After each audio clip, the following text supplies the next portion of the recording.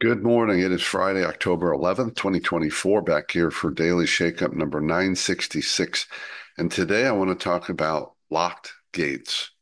Now, this is about leadership, and here's why. How many of you have faced challenges as you advanced in your leadership, typically in an organization or a group?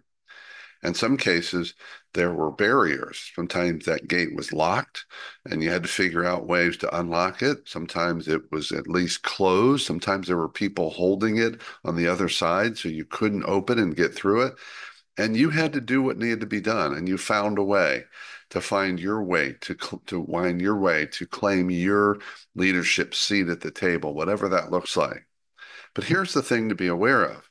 Yes, many of us have had to get through, climb, knock down, break through, unlock, climb over gates and walls, and we all have different ones to climb over. Admittedly, I've probably had fewer because I come to the table with a lot of gates already open for me, and you know what I'm talking about.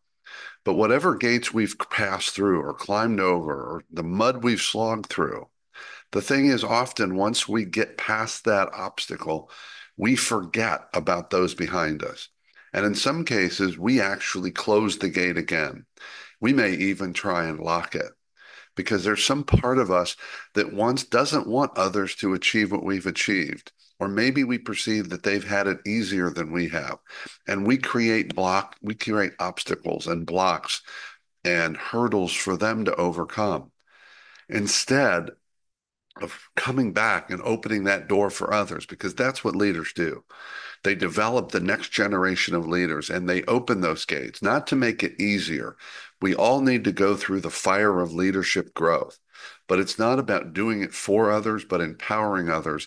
And if there are locks on gates, we need to unlock them.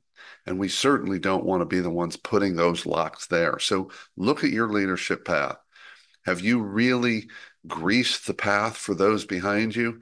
And one of the best ways to do that is through mentorship, intentional, thoughtful, purposeful mentorship. That's a way to not only unlock gates, but smooth the path for others in a good way so that others continue to do their work and they do their growth. They don't have to do it alone. And here's the final thought. Just because you had to do it a certain way, a hard way, perhaps in a lone way, it doesn't mean the next generation ought to do the same. That's it. Love to hear your thoughts. Have a wonderful weekend.